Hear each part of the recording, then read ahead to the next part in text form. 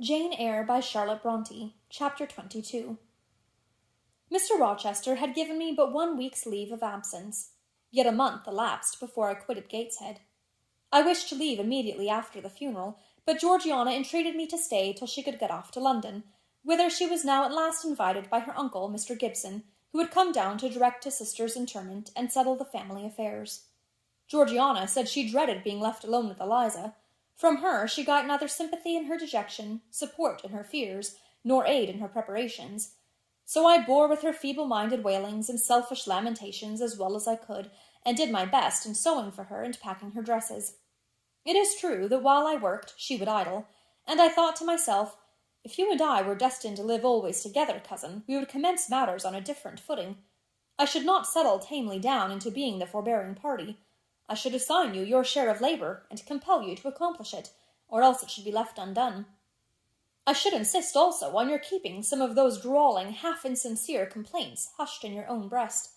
It is only because our connection happens to be very transitory, and comes at a peculiarly mournful season, that I consent thus to render it so patient and compliant on my part. At last I saw Georgiana off, but now it was Eliza's turn to request me to stay another week. Her plans required all her time and attention, she said. She was about to depart for some unknown bourne, and all day long she stayed in her own room, her door bolted within, filling trunks, emptying drawers, burning papers, and holding no communication with anyone. She wished me to look after the house, to see callers, and answer notes of condolence. One morning she told me I was at liberty. And, she added, I am obliged to you for your valuable services and discreet conduct. There is some difference between living with such an one as you and with Georgiana. You perform your own part in life, and burden no one. Tomorrow, she continued, I set out for the continent. I shall take up my abode in a religious house near Lisle, a nunnery you would call it.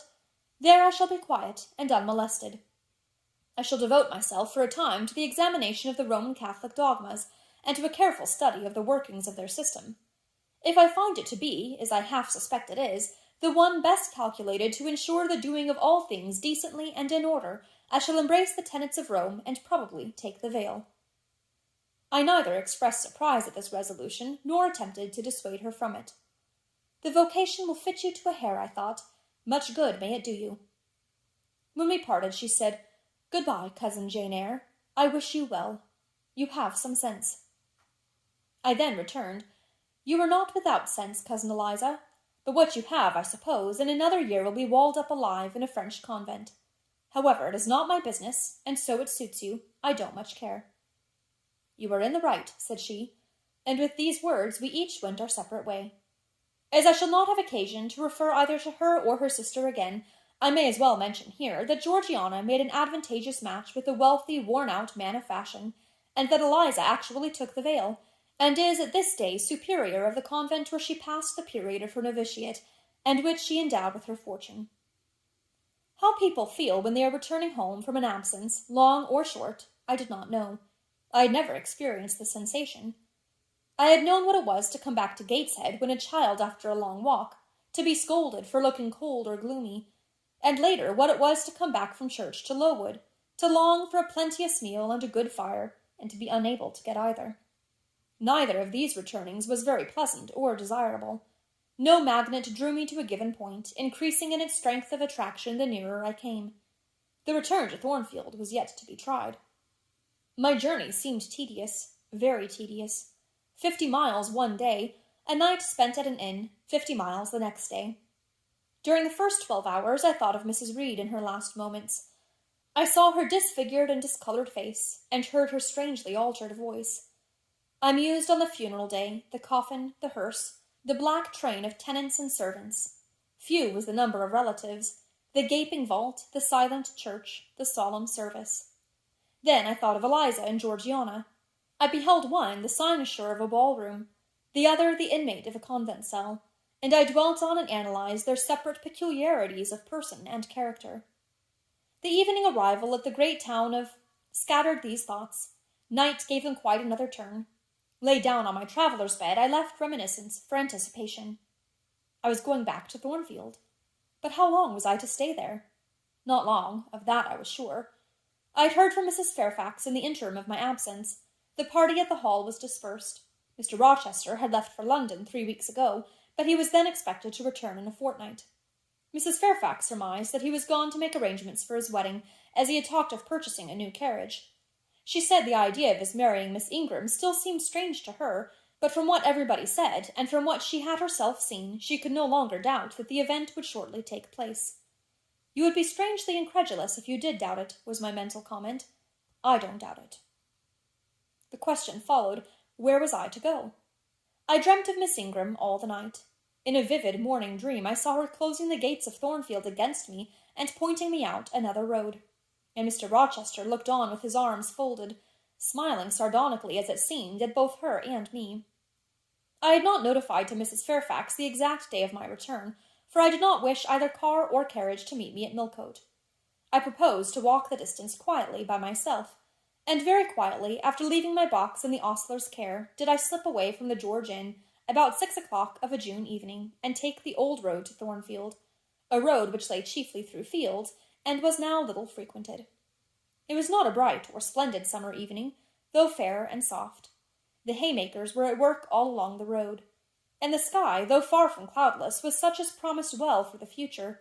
Its blue, where blue was visible, was mild and settled, and its cloud strata high and thin. The west, too, was warm. No watery gleam chilled it.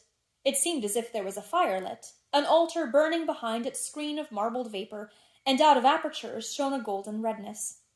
I felt glad as the road shortened before me, so glad that I stopped once to ask myself what that joy meant, and to remind myself that it was not to my home I was going, or to a permanent resting place, or to a place where fond friends looked out for me and waited my arrival.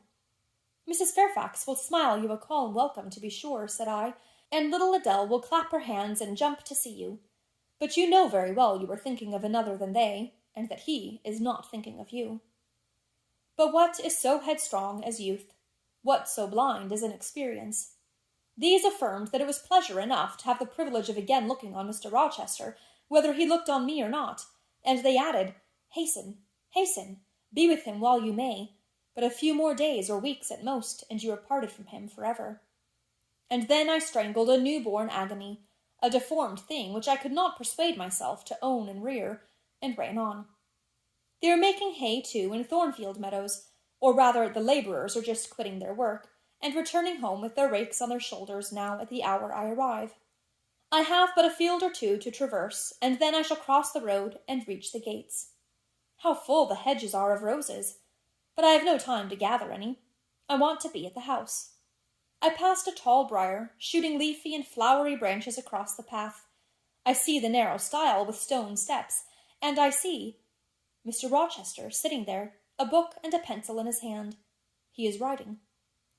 Well, he is not a ghost, yet every nerve I have is unstrung. For a moment I am beyond my own mastery. What does it mean? I did not think I should tremble in this way when I saw him, or lose my voice or the power of motion in his presence. I will go back as soon as I can stir. I need not make an absolute fool of myself. I know another way to the house. It does not signify if I knew 20 ways, for he has seen me. Hello, he cries, and he puts up his book and his pencil. There you are. Come on, if you please. I suppose I do come on, though in what fashion I know not. Being scarcely cognizant of my movements, and solicitous only to appear calm, and above all to control the working muscles of my face, which I feel rebel insolently against my will, and struggle to express what I had resolved to conceal. But I have a veil. It is down. I may make shift yet to behave with decent composure. And this is Jane Eyre? Are you coming from Millcote, and on foot? Yes, just one of your tricks, not to send for a carriage and come clattering over street and road like a common mortal, but to steal into the vicinage of your home along with twilight, just as if you were a dream or a shade.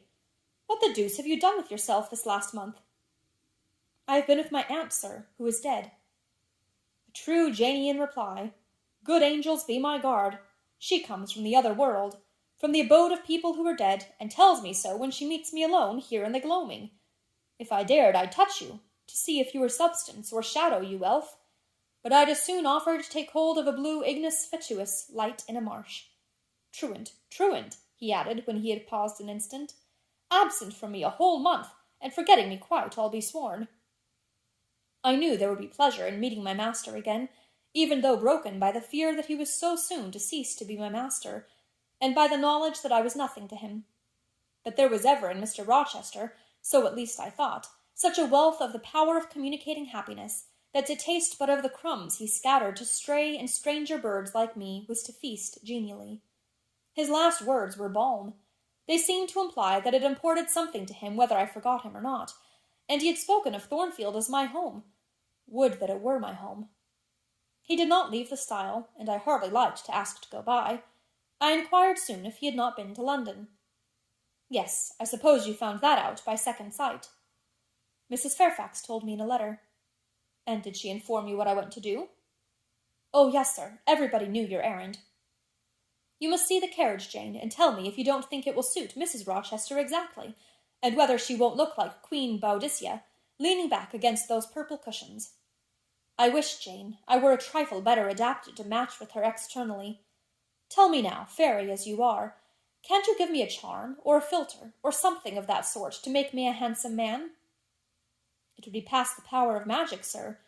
And in thought I added, a loving eye is all the charm needed. To such you are handsome enough, or rather your sternness has a power beyond beauty. Mr. Rochester had sometimes read my unspoken thoughts with an acumen to me incomprehensible. In the present instance he took no notice of my abrupt vocal response, but he smiled at me with a certain smile he had of his own, and which he used but on rare occasions. He seemed to think it too good for common purposes. It was the real sunshine of feeling. He shed it over me now. Pass, Jane, said he, making room for me to cross the stile. Go up home, and stay your weary little wandering feet at a friend's threshold. All I had now to do was to obey him in silence. No need for me to colloquize further. I got over the stile without a word, and meant to leave him calmly. An impulse held me fast. A force turned me round. I said, or something in me said for me and in spite of me, Thank you, Mr. Rochester, for your great kindness. I am strangely glad to get back again to you, and wherever you are is my home, my only home.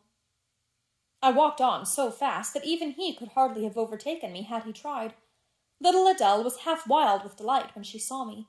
Mrs. Fairfax received me with her usual plain friendliness. Leah smiled, and even Sophie bid me bonsoir with glee. This was very pleasant. There is no happiness like that of being loved by your fellow creatures, and feeling that your presence is an addition to their comfort. I that evening shut my eyes resolutely against the future. I stopped my ears against the voice that kept warning me of near separation and coming grief. When tea was over and Mrs. Fairfax had taken her knitting, and I had assumed a low seat near her, and Adele, kneeling on the carpet, had nestled close up to me, and a sense of mutual affection seemed to surround us with a ring of golden peace, I uttered a silent prayer that we might not be parted far or soon. But when, as we thus sat, Mr. Rochester entered, unannounced, and looking at us, seemed to take pleasure in the spectacle of a group so amicable. When he said he supposed the old lady was all right now that she had got her adopted daughter back again, and added that he saw Adele was prête à croquer sa petite maman anglaise, I half ventured to hope that he would, even after his marriage, keep us together somewhere under the shelter of his protection, and not quite exiled from the sunshine of his presence. A fortnight of dubious calm succeeded my return to Thornfield Hall. Nothing was said of the master's marriage, and I saw no preparation going on for such an event. Almost every day I asked Mrs. Fairfax if she had yet heard anything decided. Her answer was always in the negative. Once she said she had actually put the question to Mr. Rochester as to when he was going to bring his bride home, but he had answered her only by a joke and one of his queer looks, and she could not tell what to make of him. One thing specially surprised me, and that was there were no journeyings backward and forward, no visits to Ingram Park. To be sure, it was 20 miles off, on the borders of another county, but what was that distance to an ardent lover? To so practised and indefatigable a horseman as Mr. Rochester, it would be but a morning's ride. I began to cherish hopes I had no right to conceive, that the match was broken off, that rumor had been mistaken, that one or both parties had changed their minds. I used to look at my master's face to see if it were sad or fierce, but I could not remember the time when it had been so uniformly clear of clouds or evil feelings. If, in the moments I and my pupil spent with him, I lacked spirits and sank into inevitable dejection, he became even gay. Never had he called me more frequently to his presence, never been kinder to me when there, and alas, never had I loved him so well.